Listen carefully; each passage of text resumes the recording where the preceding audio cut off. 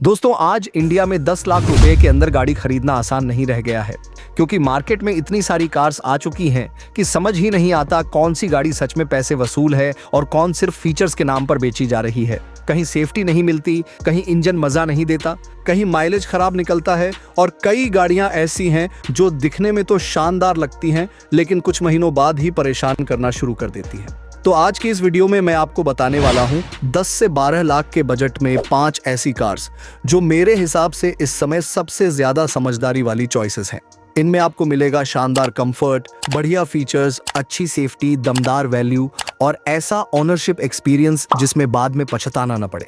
और इस लिस्ट में एक ऐसी गाड़ी भी है जिसे मैं खुद 10 लाख के अंदर अपनी टॉप प्रायोरिटी मानूंगा, तो वीडियो को आखिर तक जरूर देखना। दोस्तों अब फाइनली बात करते हैं उस गाड़ी की जो इस लिस्ट में नंबर 1 पर आती है और वो है टाटा पंच। अब सवाल ये है कि आखिर टाटा पंच इतनी ज्यादा पॉपुलर क्यों है और लोग इसे इतना पसंद क्यों कर रहे हैं। देखिए, इंडिया में ज्यादातर लोगों की कुछ कॉमन परेशानियां होती हैं। गाड़ी सुरक्षित होनी चाहिए, शहर में आराम से चलनी चाहिए, माइलेज अच्छा होना चाहिए, फीचर्स कम न हो और बजट भी ज्यादा न बिगड़े। यहीं पर टाटा पंच बाकी गाड़ियों से अलग नजर आती है क्योंकि ये लगभग हर जरूरत को बहुत अच्छे तरीके से बैलेंस कर देती है। सबसे पहले बात करें सेफ्टी की, तो इसमें आपको 5 स्टार सेफ्टी रेटिंग मिलती है जो इस बजट में बहुत बड़ी बात है। हाई ग्राउंड क्लियरेंस होने की वजह से खराब सड़कें, बड़े स्पीड ब्रेकर और गांव शहर के टूटे रास्ते भी ज्यादा परेशानी नहीं देते, यानी आपको हर थोड़ी देर में गाड़ी नीचे लगने का डर नहीं रहता। अब आते हैं सबसे बड़ी परेशानी पर,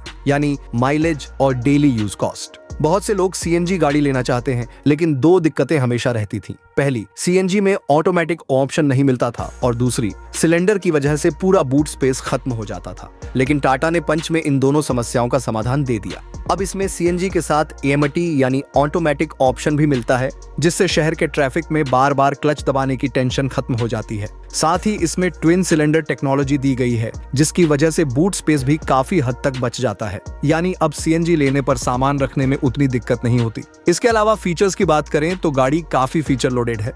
इसमें 360 degree camera, blind view monitor, rear AC vents, wireless charging, 65 watt type C charger, auto day night IRVM और डिजिटल इंस्ट्रूमेंट क्लस्टर जैसे फीचर्स मिल जाते हैं। यानी आपको ऐसा महसूस नहीं होगा कि आपने कोई बेसिक गाड़ी खरीदी है। 1.2 लीटर पेट्रोल इंजन और सीएनजी दोनों ऑप्शंस अच्छी फ्यूल एफिशिएंसी देते हैं। शहर में डेली रनिंग हो, ऑफिस जाना हो या फैमिली के साथ लंबी ट्रिप, गाड़ी हर जगह काफी प्रैक्टिकल महसूस होती है। हाँ, अगर आप बहुत ज्यादा हाईवे पर तेज ड्राइविंग पसंद करते हैं तो इसका इंजन आपको थोड़ा कम पावरफुल लग सकता है, लेकिन फैमिली यूज, शहर की ड्राइविंग और आरामदायक एक्सपीरियंस के हिसाब से ये एक बहुत बढ़िया पैकेज बन जाती है। इसी वजह से 10 से 13 लाख के बजट में टाटा पंच आज उन लोगों के लिए सबसे मजबूत ऑप्शंस में से एक बन चुकी है जो एक सुरक्षित, फीचर लोडेड, कम खर्च वाली और ऑलराउंडर गाड़ी चाहते हैं। दोस्तों, अगर आप कम बजट में एक ऐसी एसयूवी ढूंढ रहे हैं जो दिखने में प्रीमियम लगे, अंदर से स्पेशियस हो और फीचर्स में किसी महंगी गाड़ी जैसी फील दे,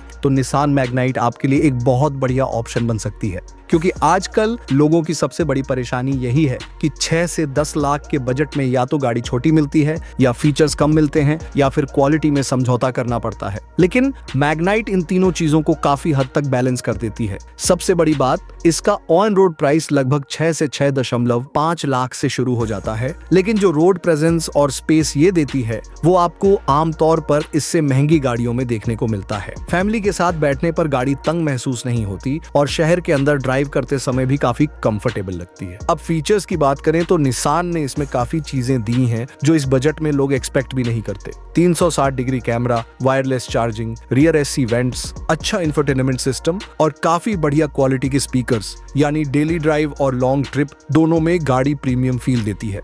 और सबसे अच्छी बात यह है कि कंपनी ने अब इसकी ओवरऑल क्वालिटी पर काफी काम किया है। पहले लोगों की शिकायत रहती थी कि मैग्नाइट की इंटीरियर क्वालिटी और फिट एंड फिनिश एवरेज है, लेकिन नए अपडेट्स के बाद केबिन पहले से ज्यादा सॉलिड और प्रीमियम महसूस होता है। इसी वजह से अब ये गाड़ी पहले से कहीं ज्यादा वैल्यू फॉर मनी लगती है। सेफ्टी की बात करें तो निसान मैग्नाइट को सेफ्टी रेटिंग भी मिली हुई है, इसलिए बिल्ड क्वालिटी को लेकर भी ज्यादा चिंता नहीं रहती। लेकिन यहाँ एक चीज समझना बहुत जरूरी है, इसमें 2 इंजन ऑप्शंस आते हैं, एक 1 लीटर नॉन टर्बो पेट्रोल और दूसरा 1 लीटर टर्बो पेट्रोल। अगर आपका बजट बहुत टाइट है तो आपको नॉन टर्बो इंजन वाला वेरिएंट मिलेगा, लेकिन सच कहूं तो वही इस गाड़ी की सबसे बड़ी कमजोरी भी है। वो इंजन थोड़ा नॉइजी लगता है, पावर भी एवरेज है और माइलेज भी उतना खास नहीं लगता जितनी उम्मीद लोग करते हैं। हाईवे पर ओवरटेक करते समय भी आपको थोड़ी कमी महसूस हो सकती है। इसी वजह से अगर आपको मैग्नाइट सच में पसंद आती है तो कोशिश कीजिए कि इसके टर्बो पेट्रोल वेरिएंट की तरफ जाए। हाँ, लगभग 1 लाख रुपए ज्यादा खर्च होंगे, लेकिन उसके बदले आपको ज्यादा पावर, स्मूथ ड्राइविंग, कम वाइब्रेशन और बेहतर फ्यूल एफिशिएंसी मिलती है।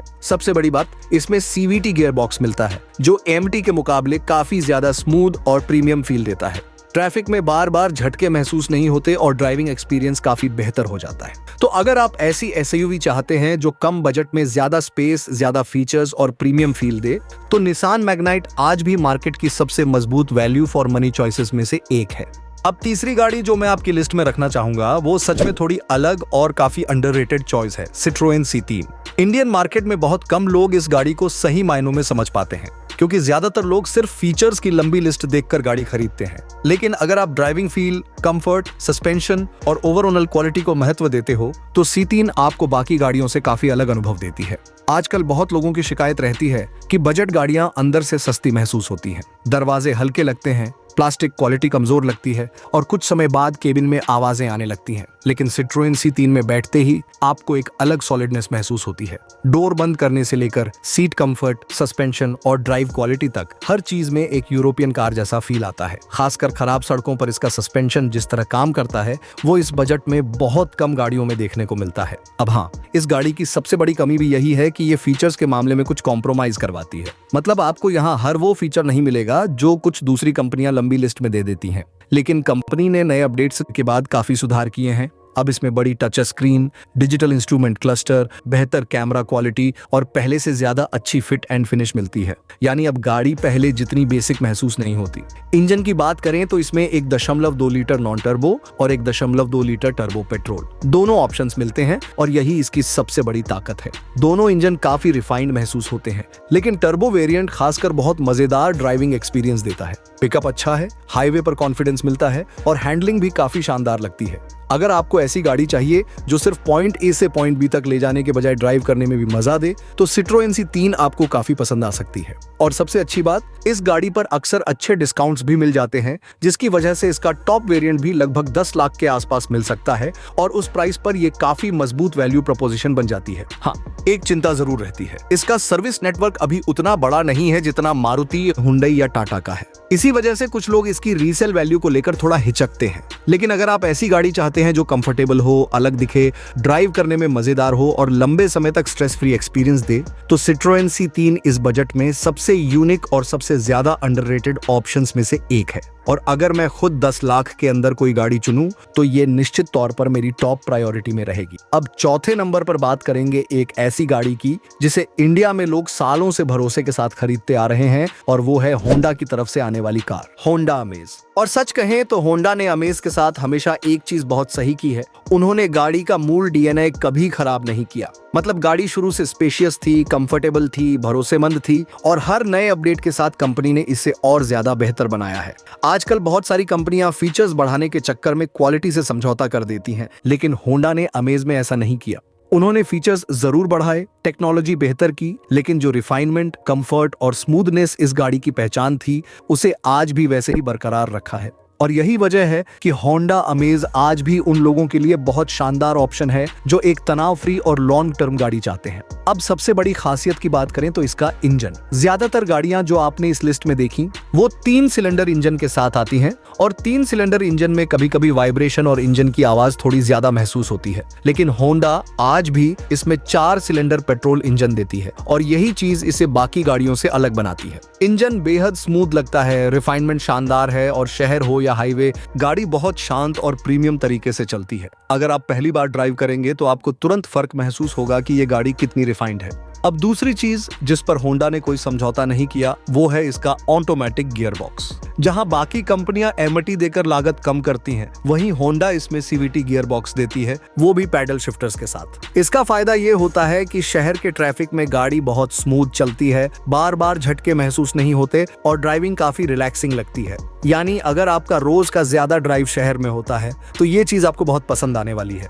अब फीचर्स की बात करें तो ये सबसे ज्यादा फीचर लोडेड कार नहीं है, लेकिन जरूरी चीजें लगभग सब मिल जाती हैं। और सबसे अच्छी बात, यहाँ फीचर्स से ज्यादा फोकस ओवरऑल एक्सपीरियंस पर दिया गया है। स्पेस अच्छा है, सीट कंफर्ट बढ़िया है, बूट स्पेस फैमिली यूज के लिए काफी प्रैक्टिकल है और लॉन्ग ड्राइव पर भी गाड़ी थकाती नहीं है। हाँ, अगर आपको बहुत ज्यादा एसयूवी जैसी हाई सीटिंग या बहुत ज्यादा रोड प्रेजेंस चाहिए तो शायद आप दूसरी गाड़ियों की तरफ देखेंगे। लेकिन अगर आपको एक रिफाइंड, भरोसेमंद, कंफर्टेबल और लंबे समय तक आराम से चलने वाली कार चाहिए तो होंडा अमेज इस बजट में सबसे मजबूत ऑलराउंड पैकेज में से एक है। इसके टॉप वेरिएंट की कीमत लगभग 10.5 से 10.75 लाख तक जाती है, लेकिन इसके मिड और लोअर वेरिएंट्स भी काफी अच्छी वैल्यू देते हैं। इसी वजह से अगर कोई मुझसे पूछे कि 10 लाख के आसपास ऐसी कौन सी कार है जिसे खरीदकर लंबे समय तक पछताना न पड़े, तो होंडा अमेज का नाम जरूर आएगा। अब पांचवी और आखिरी गाड़ी की बात करें तो यहाँ पर मेरी तरफ से 2 ऑप्शंस निकल कर आते हैं। पहला है हुंडई एक्स्टर, लेकिन क्योंकि इसका अपडेट आने वाला है इसलिए मैं बोलूंगा कि अगर आपको अच्छा डिस्काउंट मिलता है तभी इसे कंसीडर करो, वरना इस बजट में एक और गाड़ी है जो मेरे हिसाब से ज्यादा समझदारी वाला पैकेज बन जाती है और वो है टोयोटा ग्लेंजा। अब बहुत लोग बोलते हैं कि फ्रॉन्क्सलो या टोयोटा टेजर देखो, लेकिन अगर प्रैक्टिकली देखा जाए तो ज्यादातर लोगों के लिए टोयोटा ग्लेंजा ज्यादा समझदारी वाली चॉइस बनती है, क्योंकि इंडिया में बहुत सारे लोग गाड़ी खरीदते समय सिर्फ एसयूवी जैसी बॉडी देखकर एक्साइट हो जाते हैं, लेकिन बाद में उन्हें समझ आता है कि उन्होंने फीचर्स और वैल्यू में काफी चीजें छोड़ दी। यहीं पर ग्लेंजा काफी स्ट्रॉन्ग पैकेज बन जाती है। इसका टॉप एंड लगभग 11 से 11.5 लाख तक जाता है, लेकिन उस कीमत पर ये आपको इतने फीचर्स दे देती है कि कई महंगी गाड़ियां भी पीछे रह जाती हैं। 360 degree camera, heads up display, शानदार इंफोटेनमेंट सिस्टम, अच्छी सीट कंफर्ट और एक बहुत ही प्रैक्टिकल केबिन, मतलब रोजमर्रा की जिंदगी के लिए ये गाड़ी काफी आसान और आरामदायक महसूस होती है। अब दूसरी तरफ अगर आप टोयोटा टेजर की तरफ जाते हो तो वहां प्राइस काफी तेजी से बढ़ जाता है और मजेदार बात यह है कि ज्यादा पैसे देने के बाद भी कई जरूरी फीचर्स आपको नहीं मिलते। मतलब जिस फीचर पैकेज के लिए ग्लेंजा लगभग 11 से 11.5 लाख ले रही है, वैसा ही एक्सपीरियंस लेने के लिए टेजर या फ्रॉन्क्स में आपको काफी ज्यादा खर्च करना पड़ सकता है। हाँ, वहां आपको अलग इंजन और कुछ अलग ड्राइविंग कैरेक्टर मिलता है, लेकिन सच ये है कि इस बजट में ज्यादातर लोग गाड़ी शहर में चलाते हैं, ऑफिस जाते हैं, फैमिली यूज करते हैं और कभी कभार हाईवे ट्रिप पर निकलते हैं। उन लोगों के लिए ग्लेंजा का 1.2 लीटर इंजन पूरी तरह पर्याप्त है। इंजन स्मूथ है, माइलेज अच्छा देता है और लंबे समय तक कम मेंटेनेंस के साथ चलता है। और सबसे बड़ी बात, ये गाड़ी टोयोटा बैजिंग के साथ आती है। अब चाहे लोग माने या न माने, लेकिन इंडिया में टोयोटा की सर्विस क्वालिटी और ओनरशिप एक्सपीरियंस को लोग काफी पसंद करते हैं। बहुत से लोगों का अनुभव रहा है कि टोयोटा की आफ्टर सेल्स सर्विस ज्यादा रिलैक्सिंग और भरोसेमंद लगती है। इसी वजह से अगर कोई मुझसे पूछे कि बलेनो और ग्लेंजा में क्या चुनना चाहिए, तो मैं थोड़े बेहतर सर्विस एक्सपीरियंस और टोयोटा ब्रांड वैल्यू की वजह से टोयोटा ग्लेंजा की तरफ झुकूंगा। तो दोस्तों, ये थी मेरी तरफ से 10 से 12 लाख के बजट में सबसे बेहतरीन और सबसे समझदार वाली 5 कार्स। अब आपको इनमें से कौन सी गाड़ी सबसे ज्यादा पसंद आई, नीचे कमेंट करके जरूर बताना। अगर वीडियो पसंद आई हो तो लाइक और चैनल को सब्सक्राइब जरूर करना है, क्योंकि आगे भी ऐसी ही दमदार और काम की ऑटोमोबाइल वीडियो आती रहेंगी। मिलते हैं अगली वीडियो में।